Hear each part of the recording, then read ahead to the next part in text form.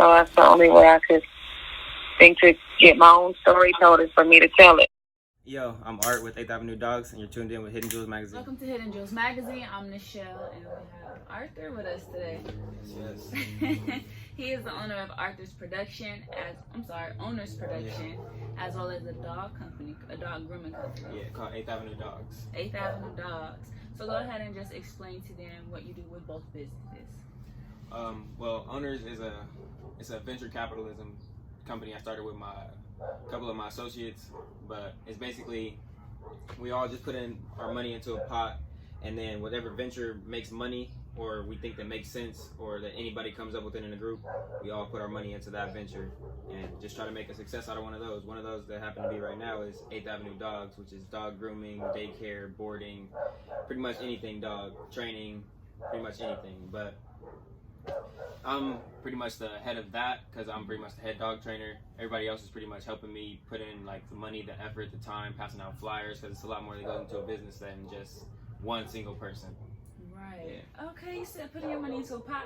A Yeah. lot of people don't want to do that. So. Yeah, it's definitely difficult because it's like you gotta have like a good like setup for it. You gotta have like good people that understand what you want to do. You don't want to have people that like are outsiders or anything like that. So you want to kind of like be family oriented. People say you don't want to do business with family, but I feel like it's a little bit easier because you know what you know what you're gonna get off top. Okay, that is true. Because a lot of the interviews that I've done so far, we always come up to the point where it's kind of iffy doing business with family because they feel like they have more control and can run it. Not better than you, but run your business away from your whole idea of how you want your business to go. Not saying that, extra input isn't beneficial, but it's like you, at a point, either you're doing too much or you're not doing enough. And they just get comfortable in just the whole sense of, I'm cool. So with that, how would you say, balancing that? Well, for me, it's like you got to start in the beginning. The beginning is just setting ground rules and just making sure everybody knows what's going on, their part they play, and if you don't accomplish your task, then either you can ask for help or there's consequences behind it or stuff like that. But it's just laying those guidelines out first and then going from there. So that's why we started the whole venture capitalist owners thing. So we had those guidelines, those rules, everything that people follow and that we have to do. That's a smarter way to go about it because people don't like to sit down. Yeah. Because it's kind of hard when you be like, oh, I'm starting a business with my brother and we just gonna do this right now. And then y'all get to like paperwork and it'd be like, who does more? You think you making all the Kool-Aid or whatever. Right. But if you establish it first in the beginning, I feel like it's a lot easier just from a beginner entrepreneur like me. But that's just my story. That's smart. I like that. What else? So how did you come up with the idea of just, starting your businesses? What made you want to start not working like, at the post office or at a warehouse or just getting a regular job? What made you want to do work for you? Just kind of paying attention to the people that like I wanted to be when I grew up, and like time is like everything to me. I'm really not big on like how much money I make. It's like I have a kid now, so my time is everything. Like the time I can spend with her is like my everything. So the time that I see when my dad had worked 12-hour shifts, maybe like 6 days out the week. He didn't have time to come home and check my homework, come home and do all that stuff like that a parent should be doing, or a parent should be like checking on how he's eating and stuff like that. But I get it. You work, you come home, you're gonna fall asleep. There's no time for all that. There's no time for all that. But just paying attention to what I want to be when I get older and stuff like that. And like my dad's not heavy into like entrepreneurial thing that I do. He would rather see me at like a 9 to 5 because it's a lot more secure. You feel me? It's not a big of a risk, but I feel like in the long run, it'll put me in a greater mind space, and then I'll have more time just for myself. I can take some time off from my job and walk away and do something for myself and have that still make money and do everything that I want to and still continue my life without having to take like sick leave or stuff like that. Requesting time off, asking somebody. No, I definitely agree with you there because I've worked. Oh man. I have worked. For sure. Okay, having, like 3 jobs at a time, going to school full time, and then having to take on the responsibility of helping, with the family. So once I finally just stepped away from it and just was like, okay, I'm going to focus on my purpose. I'm just going to focus on my writing. I'm going to focus on, you know, using my gift, using my voice. And when I say, I was like completely just at peace, relaxed, and just everything just came natural. I didn't have to worry about bills. I didn't have a job, so no money was coming in. Yeah. But God will do it. Yeah. It comes in somehow. As long as you working. As long as you like working and staying active, I feel like, because right now I had just recently stopped working at my 9 to 5. I was dog training, grooming all day for another company. Okay. But I decided to start doing it myself, passing out my own flyers. Right now, it's starting real slow. Right. Well, it's actually started pretty fast, how I've gotten it so far. Good. Yeah, but so far, I make like a third of what I used to make in my job because, you feel me, we're just starting and maybe people haven't even known. I'm not even Googleable yet, if that's a word. Googleable, but yeah. we should create that. Googleable is a word now.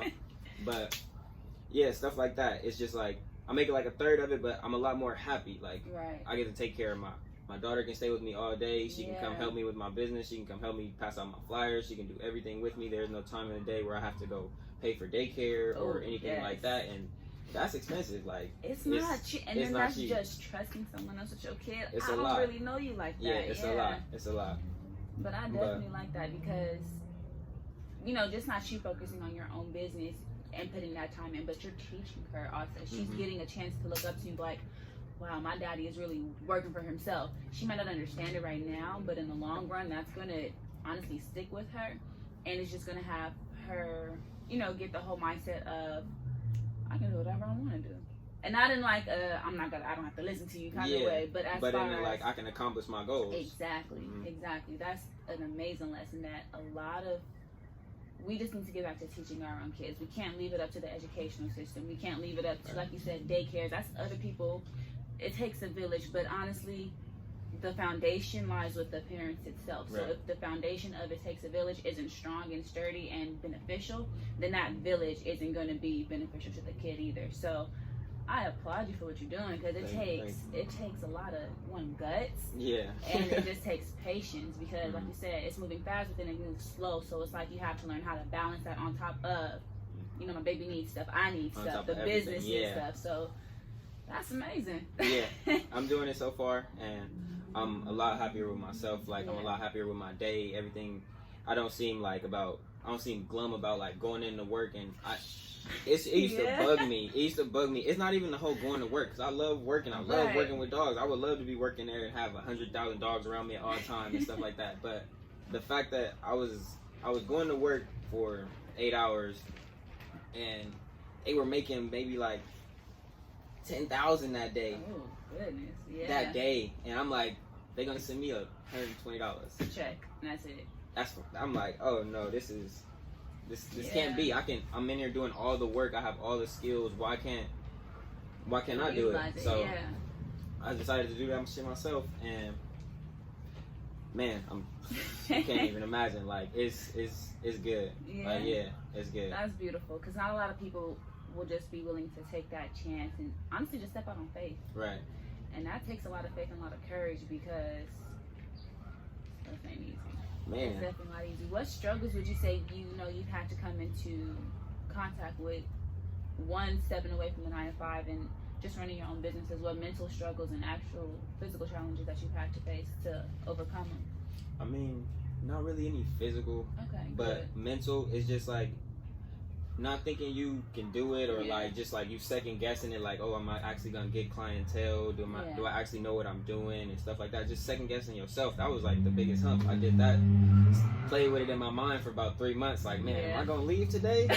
Like, today might be the day. Like, but I played with it in my mind for so long that I'm just like, man, I got to a point where I was just like, I'm not gonna do this for another 2 years. I'm not gonna sit here and just let it go. I can always go get another job with my skill set. I can go back to this. And that's what people fail to realize. Like, we are kind of getting old. People expect us to, like, we're in our 20s or early 20s or late 20s or 30s. But they expect you to have your house, it's just like all that stuff like that, your apartment, your car, everything like that. But that's not realistic to me. Right. You feel me? For me, realistic, like, is kind of just staying with your family. I'm a very family-oriented dude. Yeah. Staying with your family, building something and you guys all, or not all, but you guys work together to purchase something else and keep building generational wealth. Like right now we're at my grandmother's house, but we're working on purchasing another property as a family though. That's dope. So I'm gonna touch on that because not a lot of people do that. I mean, we have Hispanics who do that. They stay. They with do it all the time. Days. They stay with their family and all they day. benefit from each other. They take care of their family, and I want to say, in our community, we're so quick to once you get a certain age, you gotta go. You gotta go pay rent, go do something. Exactly, and that just hinders our growth as individuals. That just limits us to what.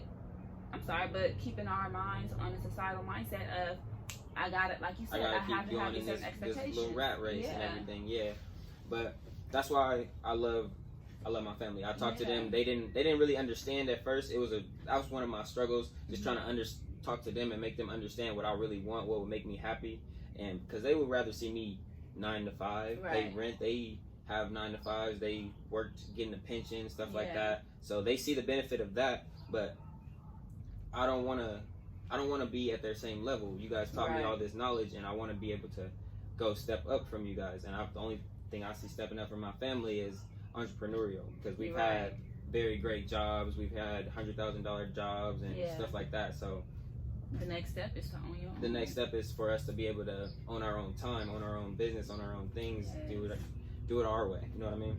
But that's the truth. Yeah. Because honestly, like you said, it will give you that generational wealth, and not just monetary wise, but in knowledge, in relationship. It's gonna bring health. It's just because working and then you're honestly slaving for someone else's company, their dream. That takes a lot of stress and a lot of pressure on you physically. Like your body begins to wear down because one, you're doing the same thing for years. Your body begins to deteriorate, and so does your spirit. And it's not mentally stimulating. You know what you're gonna do, exactly. So you get in this like dead space. So where you just wait for Saturday and Sunday and just go throw this check at whatever's going on Saturday and Sunday. You get it's the cycle. That's how they would like it, because it makes it better. I am reading this book, and it mentions a 5-to-2 ratio. We work 5 days out of the week, and then the 2 comes in. We get the 2 days off. That's what we're living for. So we live a 5-to-2 ratio, meaning I'm gonna go ahead and go to work, but I get 2 days off, and we look forward to those 2 days off. I get paid on a certain day, but I get to go ahead and live my life on, be free and do Friday, Saturday, right? And I can't do that. I don't want to. I don't see myself, in that mindset. And that's what I want to teach, be an example to my little brother. And I'm the oldest of 17 kids, so it's like I just want them to see something positive and know that they can, work for themselves. They can be beneficial in other ways than just getting a job, getting that pension. Because you're gonna work for that pension. They're gonna make you work. Yes. They're gonna make you work.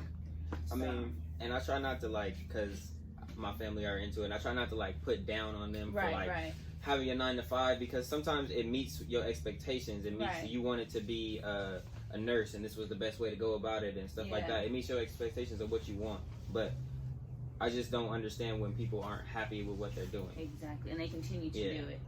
I'm gonna touch on the expectation part a little bit, because back in the day we didn't have jobs. We didn't get paid we didn't get paid. The knowledge was just given, and the knowledge was just taught. So it was like everyone got a chance, everyone got a taste of it. So I want to say, I just can't wait until we get back to that, just sharing the knowledge and not having to, I have to go to school for X amount of years. I got to pay these school debts. I can't even get the job that I want with the degree that I have because the field is too crowded. When actually, no, it's not too crowded. Take your knowledge and just go, utilize that in a better way. Give classes at your community park, at your community center, and just, pass around a basket of knowledge, because that's all what we're here for, and it would make this life so much easier and simpler. It would. It definitely would, if we could all come together and just use all of our skills to make something. But it's unfortunately not that way in our outer circles and our friends and stuff like that. But back to touching on the family thing, it's easier to deal with people that you know how these people react, how these people, what they want out of life, what they want. So it's easier to deal with those type of people, from my understanding. Right. It is. It definitely is. We're gonna take a break real quick though. All right, well, we're back. Thank you for the break. So we were talking about, just the family aspect of it, and just just talk about how important is a support system. Well, for me, it's pretty much everything. Like, I wouldn't be able to do the things that I do without those people around me. Mm-hmm. Especially take off time from my job and try to start something else and try to do stuff like that. And as well as them helping me with my daughter and stuff like that, I wouldn't be a person that I am. That stuff drives me insane. They keep me grounded because it gets hectic because I'm a new parent, new entrepreneur. Everything is just kind of like fresh for me. So I feel like I'm kind of like just taking like all of my like L's and turning them into lessons, basically. We said that in one of the other interviews. Yeah, I heard it on. I think who said it though? I think T.I. said it. I think he probably did. But on another one, he's from Watts. On the interviews that we did, his name is Marcus. He said that. Well, we pretty much was just talking about it. Yeah, and then we just came up with that. Yeah. I think somebody had said it before. That's where I had heard it from. But like it just kind of stuck with me because that's like what I'm going through right now. Just being in the beginning stages, because in the beginning stages, people are gonna like. Well, I'm working out of like my backyard and things like that. So my facility is top notch as I can get it. As you feel me? No, I've seen it. You got equipment. That's what I'm saying. You guys can come and see my place anytime you guys like. It's always fresh. Everything's fresh. My equipment is top notch. Everything's sterilized every day. Washed down every day. I wake up at 5 a.m. every day just to take care of my dogs, and then I handle my facility. But then. Just focusing on like the family parties like that. Waking up at 5 a.m. having my uncle there to help me with my daughter. Like he's like my ace boon coon. Like she loves him. I think she loves him more than me. Cause she will run to him like no other. Like cause especially when I get like flustered, she'd be like, oh no, I'm out of here. Like but oh goodness. Yeah. So I forgot your question. No, just pretty much how important was your support system. Oh yeah. So. That's pretty much everything for me. Like I wouldn't be who I am today. So I would say advice is try not to like burn bridges with your family or even your friends. Try not to burn bridges. Try to be as understanding as possible with any situation. You gotta be, because the most important thing is communication. And without communication, then one, you won't be able to, maneuver through life. Not even positively, but just productively. Yeah. And if you're trying to run a business, you gotta learn how to communicate with any kind of people. Definitely. If they, get on your nerves, if they rub you the wrong way, you still have to you have to carry yourself as a business person. Right. And that also comes with the mentality. Your mental has to be strong, because definitely you can't just wake up one morning, all right, okay, you stub your toe and you get mad. No, that you have to train yourself. It's a process. It's really, like you said, lessons. Yeah. It really is lessons. Lessons of just how to maneuver, how to present yourself, how to talk to people, how to get what you're trying to get, try to get the yes out of the conversation and stuff like that. Exactly. Well, that's just like what I'm going through right now. It's just like, because I've been turned down before. It's just, and that's what I was like nervous about when I was contemplating all those 3 months. I'm like, oh my God, somebody's just gonna be like, I don't like it. You did a horrible job. And I'm just like, oh man, I don't want that feeling. Like I've seen that happen where I work, where they come in and they're just like, I don't like this. I don't like anything you guys are doing. And I'm just like, oh God, I'm glad I'm not the owner. Right. But taking on that responsibility is definitely like, it's a win-win situation, because taking on that responsibility, you also get the financial gain of that, and then you also get to learn from those lessons, to learn what people want, how to handle people, how to handle those situations in like non-escalating ways and stuff like that.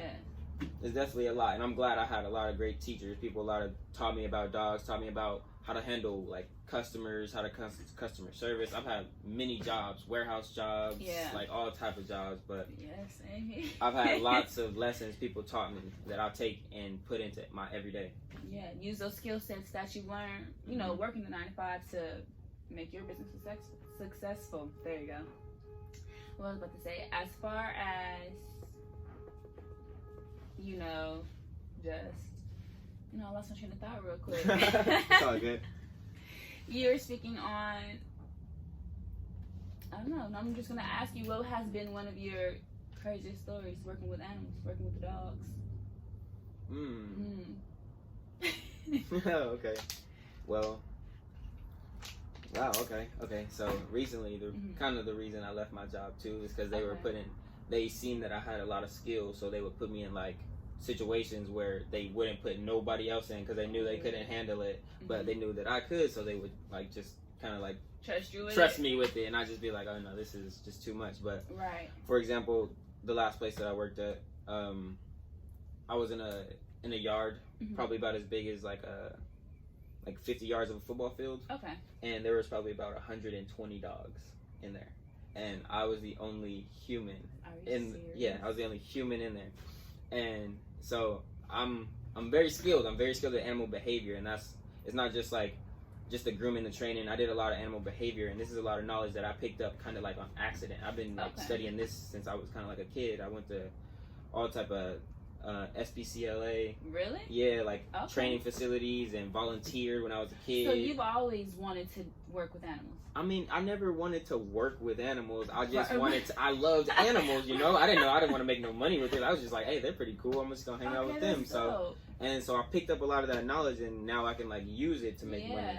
So it's a lot of like accidental knowledge that I have. So like the animal behavior knowledge that I have is like, I'm good at picking out what dogs are the problem dogs, or what dogs are gonna escalate the situations, and things like that. So instigators. Yeah, just like that. It's kind of just like kids. They're just like kids. Their mind doesn't go past like a 5 or 7 year old. Oh, really? So they're kind of like, they're very childlike. Yeah. They see food, they're like, oh, I need it. Like, but they don't. It's just there. Yeah. So it's just like, that was one of my craziest stories. I was in there with like 120 dogs, and I'm sitting here like kind of like mentally exhausting myself, like checking dogs over here, watching behind me. None of the dogs were like human aggressive, like to the point where they would attack me. But if dogs if one dog bites another dog and that dog screams, all the dogs want to get into it. Oh, goodness. So you just have to be very careful in those kind of situations. Right. So do that you was hear barking sometimes, even when it's not a dog around you? Oh yeah, definitely. The barking that just went on in the back, that sounded like 2 Rottweilers. That has not been happening at all until you got here. I'm like, he must smell like a dog. But you don't. And look, I'm thinking about it. I'm like, man, that sounds like a fight. I'm like, oof. I'm like, what is going on? It happened when he got here. I'm like, what? Oh my goodness. How, just important is it to own the titles and own the rights to your businesses, because it's your brand, it's your lifestyle, it's your livelihood. So how important is that? Very important, very important. The paperwork aspect of owning a business is probably the most important aspect. Obviously, that's where you can trademark yourself, that's where you get your money, that's how you get your money in the long run. Obviously, you kind of can work under the table when you're making like a startup business, you know what I mean? You can kind of like go under the radar. But once you get into, for a little bit, but once you get into like actually passing out flyers, you have a website and stuff like that, and people can just find you, you have to step your game up a little bit and go that extra mile and get your paperwork done. And it's nothing that is too hard for anybody. I'm not the most educated person, so, and the fact that I have all of the rights to Owners Productions, Owners in general, and not 8th Avenue Dogs yet, but that's coming as well. Pending still. Yes, but it's not that hard. LegalZoom helps you, walks you through everything, and then talk to the people that you know. I'm telling you, just ask for help. Yeah, people, ask for help. Ask for help. Don't be too shy to ask for help. Don't be too shy to see what your friends know, or your friend's mom, or anybody that you know. That's your local business owner. Yeah. That's your ticket. That's your way in. So definitely is. I want to say, because I went through LegalZoom for my copyright for the coding for the magazine, because I don't want anyone to steal because I didn't use a website builder. I'm doing everything from scratch. I'm doing everything from scratch. So I copyrighted my program so that no one can use it, and I went through LegalZoom. So I was gonna go through LegalZoom for my trademark until I saw how much that mess cost. Yes. It's a pretty penny. And I was like, it's a pretty penny. It's a pretty penny. My goodness, because I wanted to do 3 of my businesses instead of just the magazine coverage of it. I wanted to get everything that I'm working on, but I saw how much that cost as opposed to how much it would cost just for me doing it by myself. Right. And the difference is, I want to say it's drastic. Yeah. It's a lot cheaper doing it yourself, and I want to say that's also beneficial too, because you get the knowledge of just to learn. Exactly. I was also going to go through them to purchasing my titles for my businesses, the names for them. your LegalZoom, I just went down to the registration office, paid my little $78 for all three because it's $25 for one, and it just took a huge weight off of me. And now it just made me feel like accomplished. Just I went down there and I got my name. Definitely. I remember when I got my my first final completion of a training session. It was like my kind of like first little check. And it was like, it wasn't nothing compared to what I was used to getting or anything like that, but I felt so much better about it. I was sitting there like, whew, this is lit. Like, I could do this. Like, I used my knowledge. I got 100% of what came out of this. Like, everything was 100% me. I didn't work 100% and get 10% out of the deal. I didn't get swindled. So it just felt so much better, and I was so much more responsible with that money. Like, I was like, man, so I got this amount of money, I gotta buy this, I gotta buy this, I gotta buy this, and rather than me getting a check and be like, I'm getting another one next Thursday, I don't care about nothing right now, let me swipe this thing, it's another one coming on Thursday. It's what I work, but that's how I would be. Responsible. Yeah, it definitely makes you more responsible, just owning your own stuff. Yeah, that is true. That is so true. Because it is. You really have to have a sit down. I'm a homebody now, like before I even started my businesses, but now that I'm starting my businesses and actually trying to get them up and running, they are up and running. But just, you know, in a better field, it's just like, I don't want to go nowhere. Don't ask me to spend no money. You need, I ain't got it. I'm going to have to pass. I can't hang out with you. I'm sorry. Because I just have things that it's more important now. It's like you have a baby, I don't. So it's like, it's my baby. I want to take care of it. I want to put everything that I have into it and just watch it grow. Like, I'm sorry, I can't. I'm going to be that parent over my business, as, you know, those hover parents. Just watching your kids. I'm watching my businesses every move. I'm going to monitor it the best that I can because I don't want to fail. I do not want to fail with it. And I think that's, you know, that mentality is so important because a lot of people, your business isn't always going to, you know, just jump and take right off. It's always going to go through a period of ups and downs, and we just have to have that mindset to stick it through when it does go, you know, down and when it does get harder, because it's important. It's your name. It's your legacy. Yep, it's everything pretty much. It is. Like, that's the reason why I kind of like started everything is for my daughter. I don't want my daughter to have to go and apply for jobs and stuff like that, and no, she should be able to use the knowledge that I've given her or passed down from her to run these businesses or do whatever she wants with it. But that's her decision in life. But that's the option that I would like to give her. Exactly.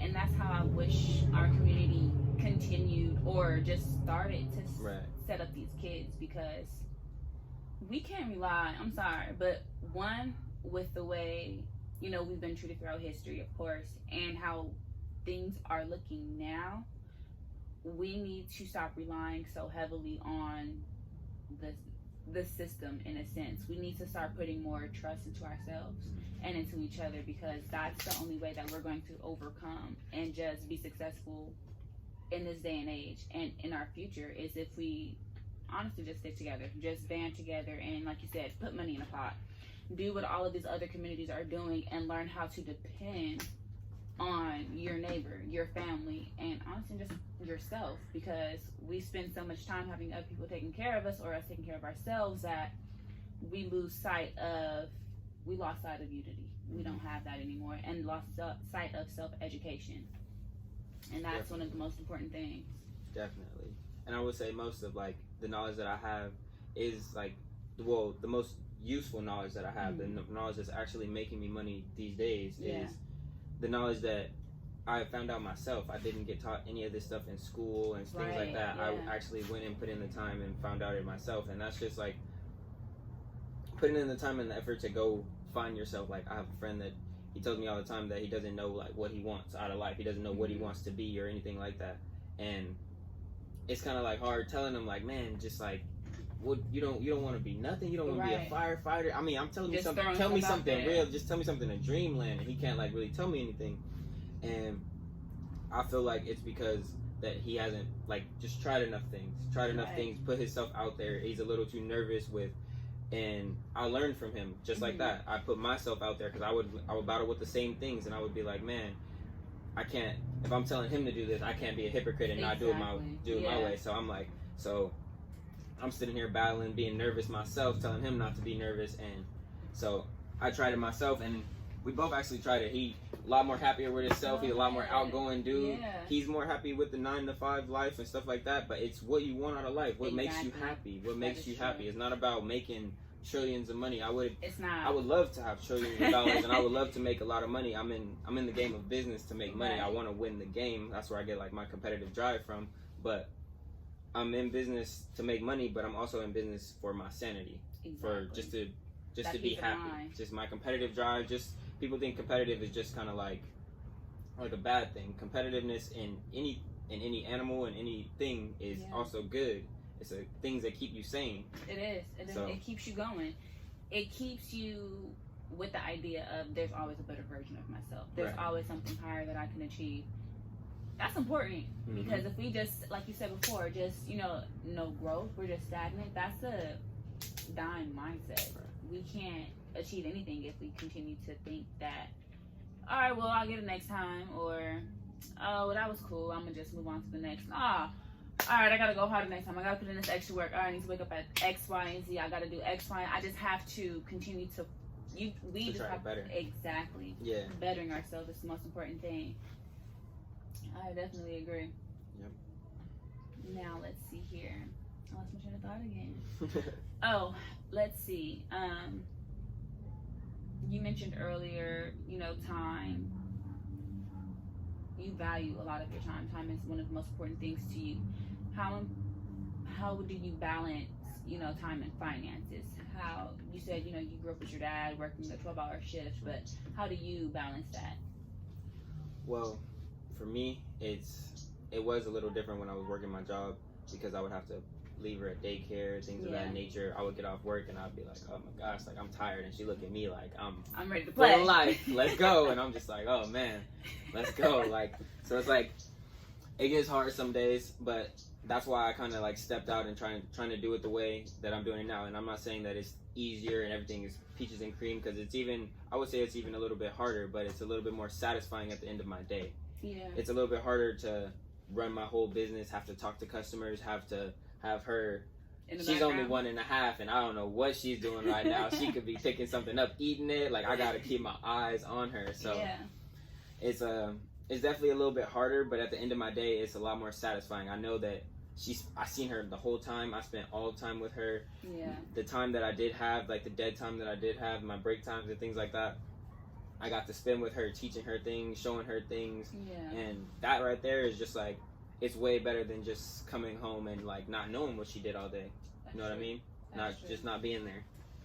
Oh, that's beautiful. Go ahead. No, seriously, because it definitely, like you said, it's rewarding. I don't have any kids, but just I work with kids. I work at a school, so I have kinder through second graders. Right. And then I see how tired their parents be, and I just see how much they wanted to communicate to their parents, and their parents, I don't want to say they shut them down, but it's just like, all right, we'll talk about it later, or I gotta do this. It's a lot. I got these bills. I'm hungry. I just got off work. It's a lot going on right now. Like, it is. So when I come home, because I live with my mom and her kids and everything, so when I come home, I have other kids I come home to. Mm-hmm. So it's like I have to still give that extra time and energy.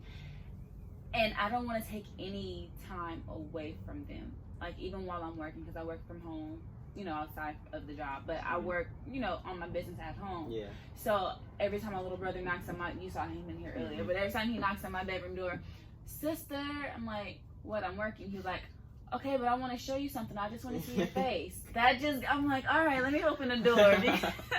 I know he doesn't want anything but to just mess around in my room, but just giving him that time that he's asking for, to me, that just feels so good, because it's like, I don't want you to ever feel neglected. I don't want you to ever feel like, okay, sister was so busy, working on her business that she didn't have time for me. Right.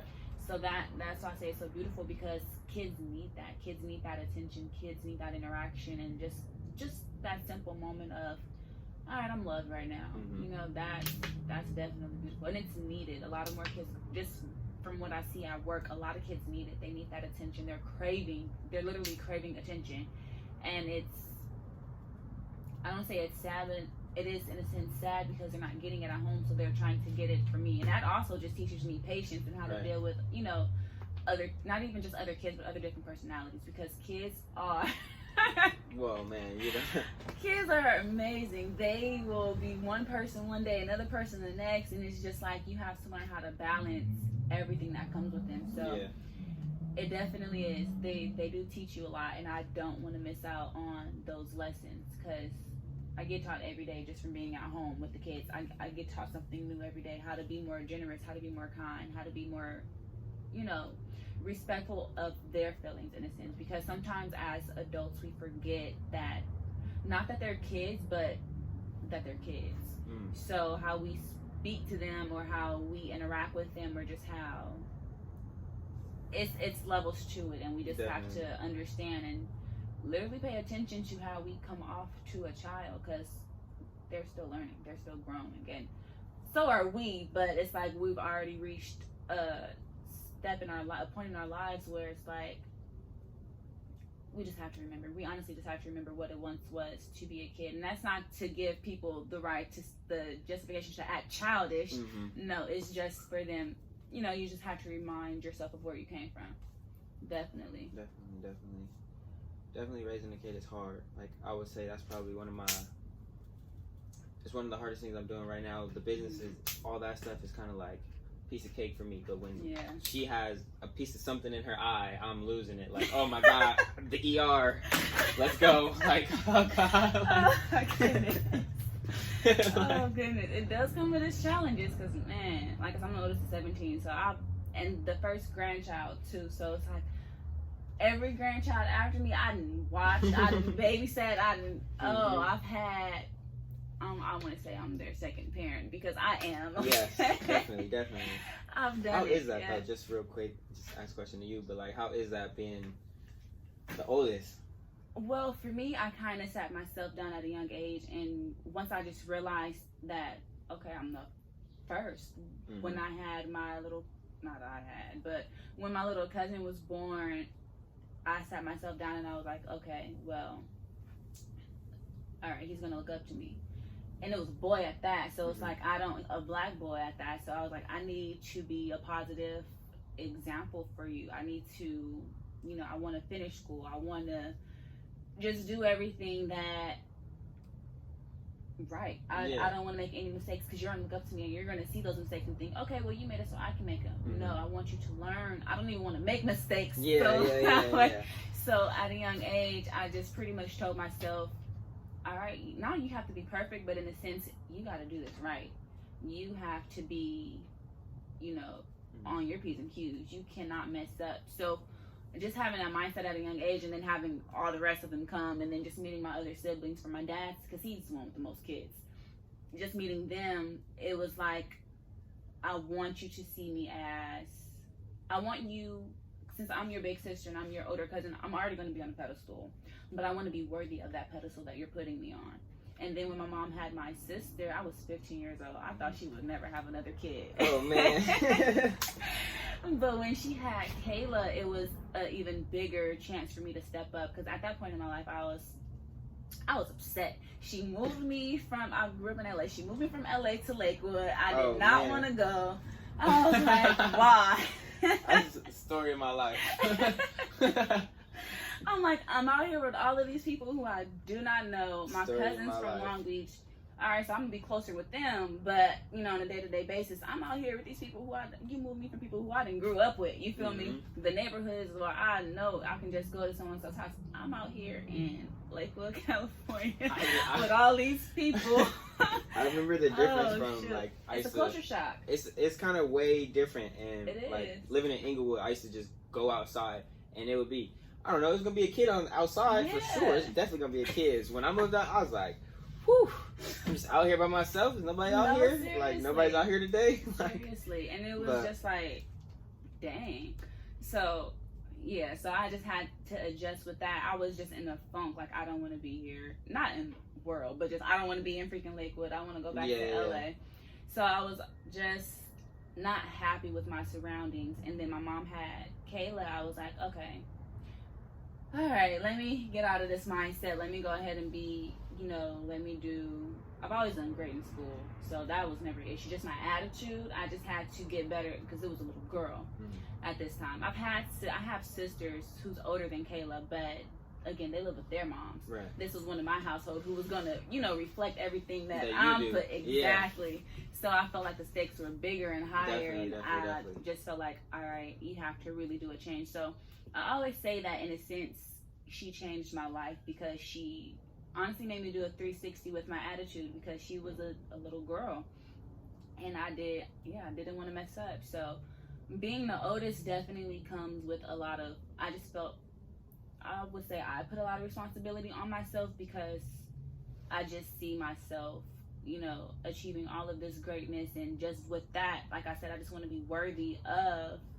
one, how I see myself, but two, how the ones the ones under me are looking up to me. I want to be worthy of all of their expectations. I want to live up to all of those good expectations and just, provide for them the best way that I can. So it's bittersweet because I put a lot of pressure on myself. Like I said, I've always done great in school. So just making sure I stayed good in school. Grades were always on point. I got my awards.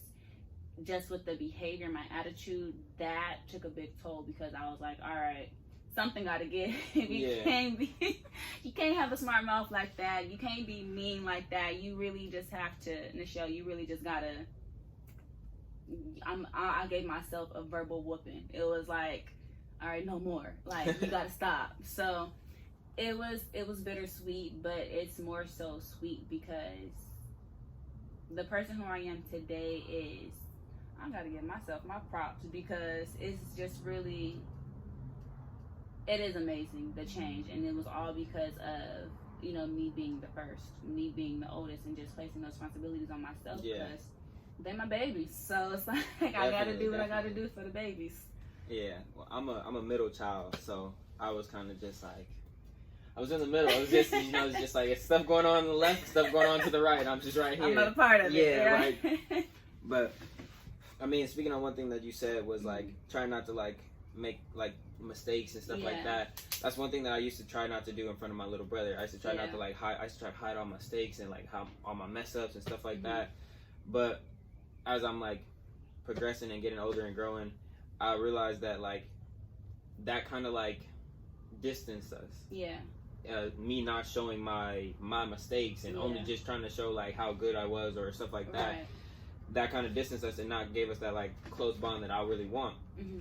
So I've been working on that, just working on, like, opening up, not necessarily just hiding my mistakes and stuff like that, but, like, trying to be more open about it. Like, okay, like, I don't have, like, a gold chain, like, I'm not a rapper. I can't be your big brother that pull up in the Bentley and you feel me, I'm not I'm not that yet, but you feel me, that's what I'm aiming for, that's what we're working for, that's what we're working towards. But along the way, but, like, I used to try to, like, wait to, like, the perfect time where like stuff and like that, but, like, there's no perfect way to live, there's no perfect time. Well, it's definitely not. A lot of stuff that I had to get over. There's no perfect time to have a kid. There's no perfect time to quit your job, to start your entrepreneur. There's no perfect time to buy this house, to buy this car. Everything is just how you feel and how you take it. You know what I mean? It's whatever you make it. This life is whatever you make it, and I want to make the most out of it. So I do things according to that. I don't try to, like, do things according to, oh, I didn't go to college, so that's a mistake. Shoot, you know what I mean? College, so, like, I don't try to see that as a mistake because that's not my journey. That's somebody else's path that they chose to take. You know what I mean? My path is a little bit different. My path is gonna be, who knows where we all lead up to. You know what I mean? No, definitely. So, and there's no right way to live. Who knows what our higher power is gonna tell us when we get there? You could be like, you studied all that for what? You could have just read this right here and you'd have been, but you never know. Or, you know what I mean? You could be like, you was reading down here for nothing. You just needed to live. You didn't need to do anything. You could just live your life, get your experience of life. That's what I put you here for. I didn't put you here to read these books. I put you here to get this world. You know what I mean? Thank you. So I'm gonna touch on that because, like I said, I've always done good in school. It right. It wasn't until I got to college, I wouldn't say my junior year, I took statistics. Lord Jesus. I failed. I got a D in stats. And I was like, oh my gosh, what is going on? So I took the class over and over again, and I was like, all right, I'm just gonna take a break. Right. But honestly, during that break from school, it was the best thing that I could have done, because school limited me from, like you said, just getting that experience, getting that self-knowledge. Like, I taught myself so much, and I've learned so much by not being in school. The worldly experiences. Exactly. Of just having your eyes open. You know what I mean? Exactly. Yes, and it just benefited me so much better, because I can get the textbook approach knowledge in school. I never paid for school, like I said, because my grades was good. But yeah. But just, other people's experiences, what I've seen, that cost, it takes a toll on your families. But just, like I said, stepping out of school and getting that break, it was just like a breath of fresh air, because I trusted myself. I learned a lot about myself and about everything that I wanted to do. I took the time to just get that knowledge myself. I bought the books that I could have read in class myself, and it's like being self-taught is, I want to say, better, because in school you're held to a curriculum. You have to pass all of these tests that's designed by someone else to determine your level of how intelligent you are. And that to me is complete and utter BS, because how are you gonna tell me how smart I am?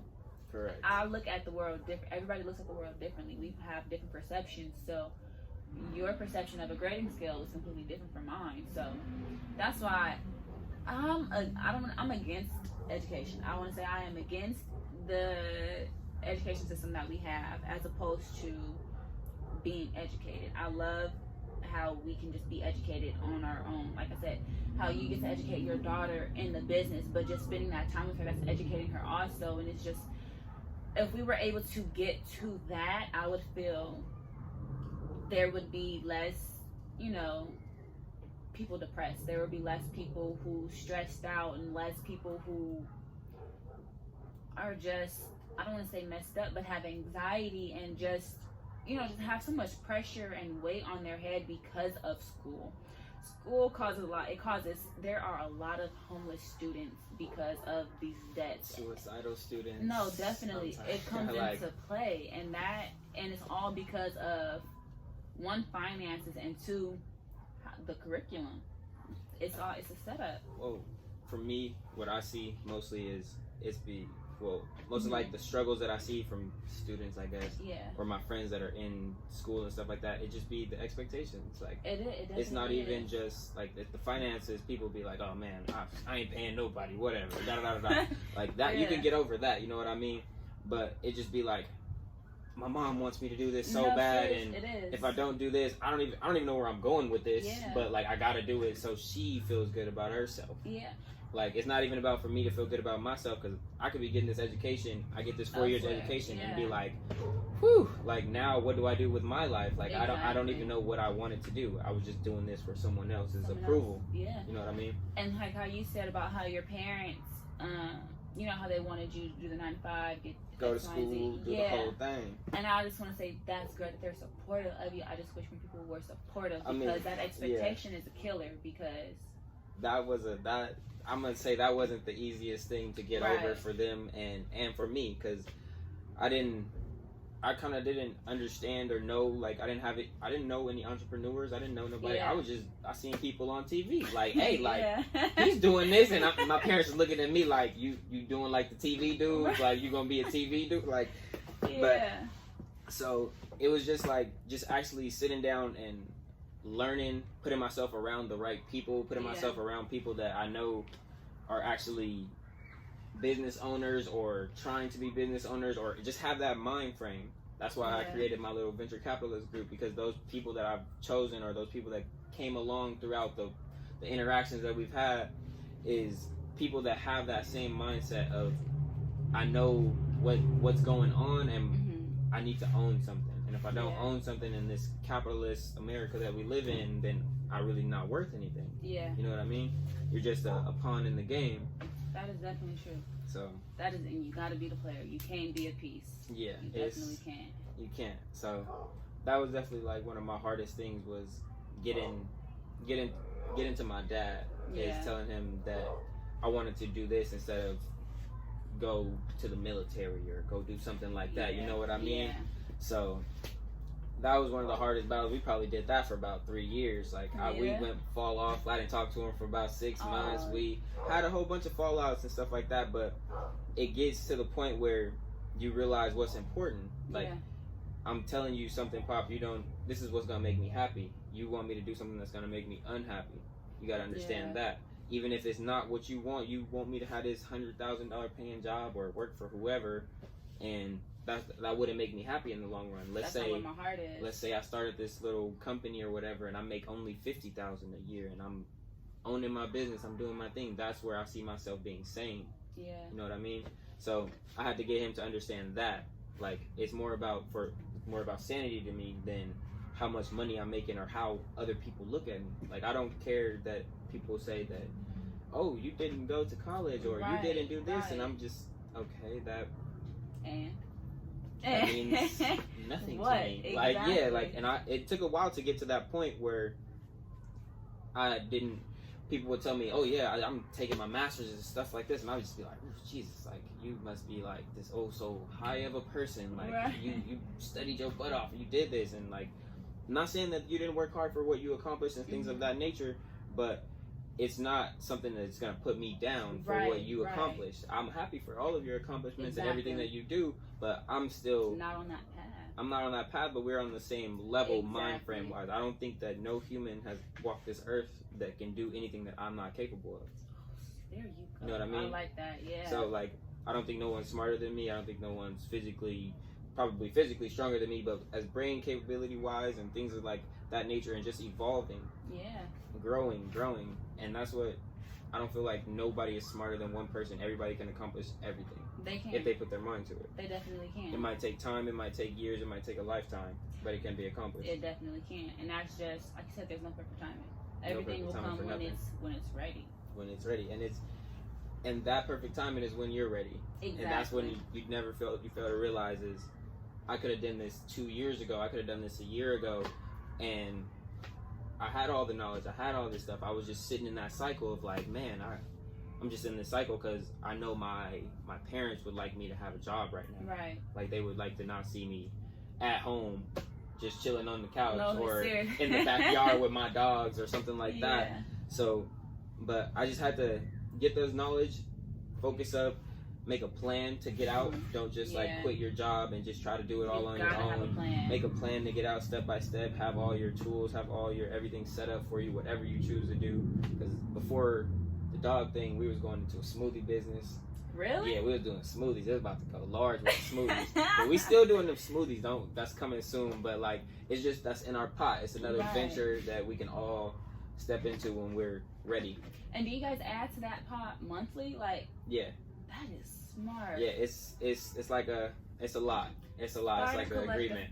Start a pot, because that's so smart. I just want to applaud you guys for that. It's gonna start rough because I don't want to give out the secret sauce, and because we've trials and tribulations done this. Like it'd be a rule added or something added or so we got to do this, that, and the third. But it's just like going through those trials and tribulations of it. Don't give up in that stuff, and actually just try to work with the people around you. Don't give up on the person, because it takes entrepreneur. I think I seen a Instagram post where it was an entrepreneur that owned a flower shop, and he was just solely, I could do everything myself. I could deliver the flowers, I could cut the flowers, I could do all this stuff myself. And he kind of like worked himself to death, and he didn't get to see his business grow or anything like that. Instead of what he could have done was had people help him, had his kids help him, have people that he trusted around him, or just put trust in people, and had his business flourish into multiple different flower shops around the city and stuff like that. And that just stems from there's more power in all of us. There is. The two of us, than there's just me. Two heads are better than one. You know what I mean? Yeah. That is definitely true. We have to be willing to share. We gotta share.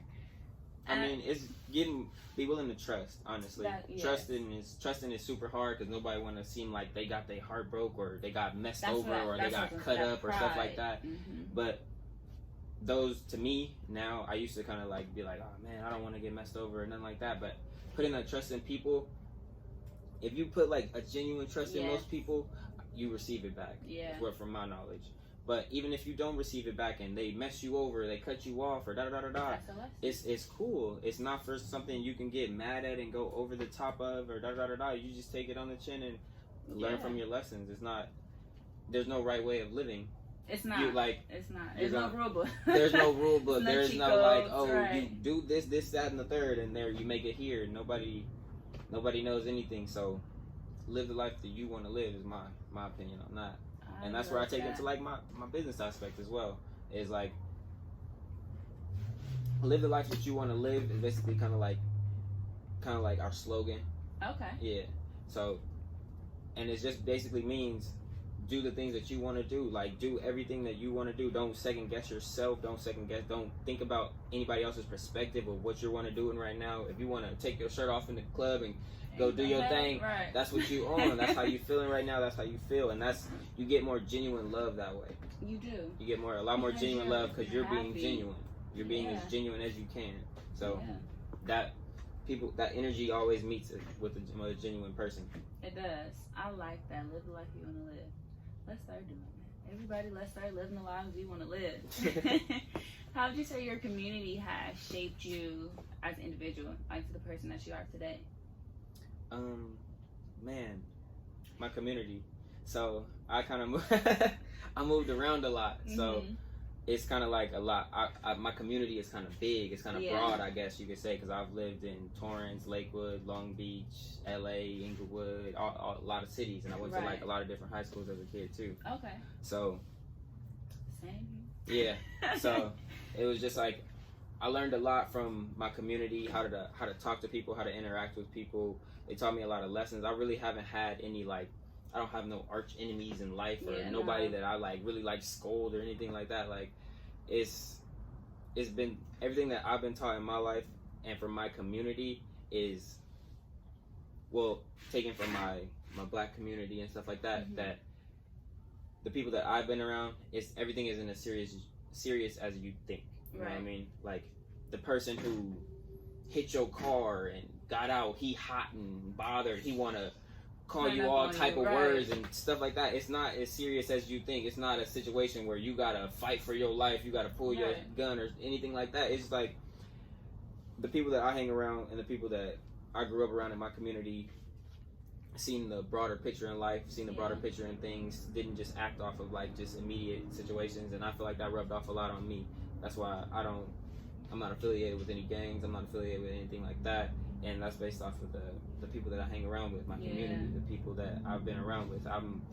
There's a lot of gangs in my area, there's people that I know that are gang members and stuff like that, but the people that I happen to be around, they always see the broader picture of things. It's not just a narrow thing, we're just in this little square. That box. Yeah, that box, the mentality.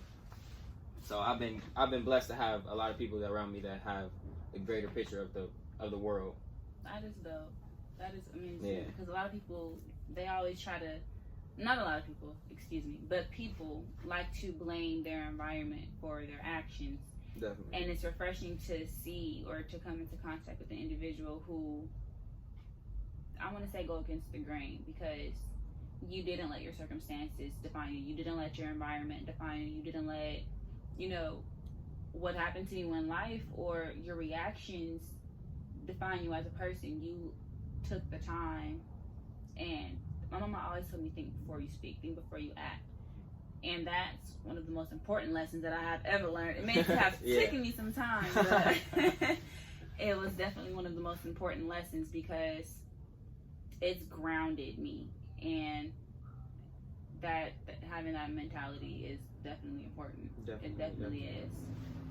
What is one of your hopes that you would want to see for your community? For my community? Well, to not be so scared of dogs. That is that's my advocate. That's why I speak to everybody. I have two really large dogs. One is a pit bull, and then one is a Dogo Argentina. And a Dogo Argentina. I have never heard of that breed before. It's a pretty rare breed of dog. They're from, I think, Argentina. Okay. Yeah, obviously.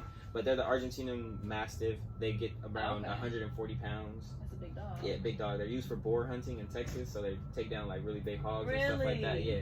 So I have two really big dogs. I walk around every day, pretty much 2 times a day, passing out flyers and just walking around speaking to people, speaking to especially like my older black people, because everybody in my community, they walk around with a nice stick just in case one of these dogs get out of line. And I'm just like, oh man, this is like, well, that's one thing I would want from my community though, is not to be so afraid of dogs. Like, listen to the dog whisper. There's other ways of handling the situation. The stick method, I don't think is gonna work if you try, but like, it's just understanding them, just trying to put the effort and time, and not being so fearful off of a look. My dogs get like kind of like characterized kind of like black people, because they look kind of like aggressive. They have pointed ears and things like that. My dogs go to a dog park. My dogs can sit at Venice Beach. Kids, my daughter plays with my kids all day.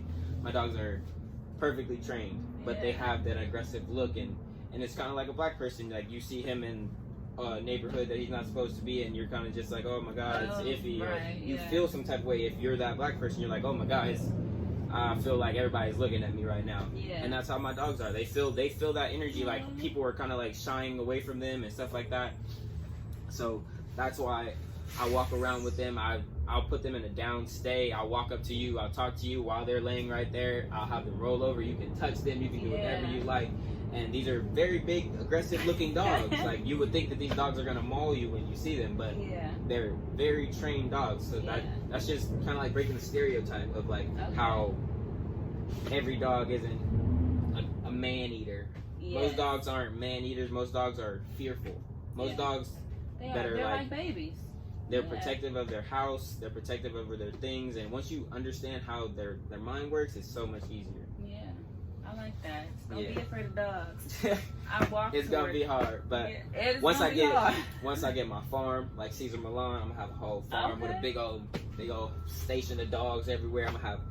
I want to do more of like, not dog training. I want to have my dogs there and just do more of like people training.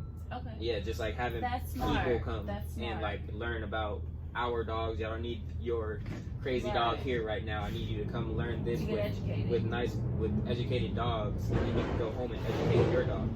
Because with the trainer, training is always better when you do it, because your dog is going to respect you as the trainer.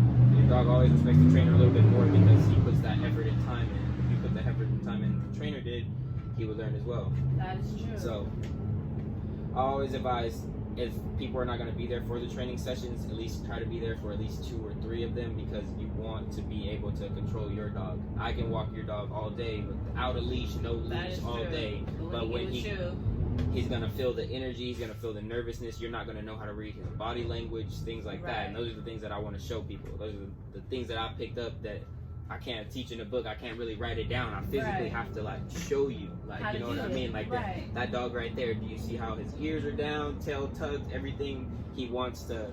It's not aggression. His teeth are showing, but he's not aggressive. He's telling that dog to back up because he's scared. Okay. Stuff you like just that. taught me something. Go ahead. I like that. So yes, get educated. Are you thinking of hosting any classes or anything like that? Definitely. I just want to organize it first to like down to like a system, but that's why I would need the facility and all of like my dogs, because I could actually show you in a group. It would be different than me and you just taking your dog or our dogs to a park and things like that. I could show you how a group of dogs interact. And from working at those places and seeing that brought me so much knowledge, just being able to just watch them. I sat there for maybe about 8 hours. They didn't fight or anything. It was just like, you're just watching their behaviors, how they interact with each other, how puppies don't know how old the dog is yet until they get like right to their nose. Like, so right when they get to their nose, it's like, oh my god.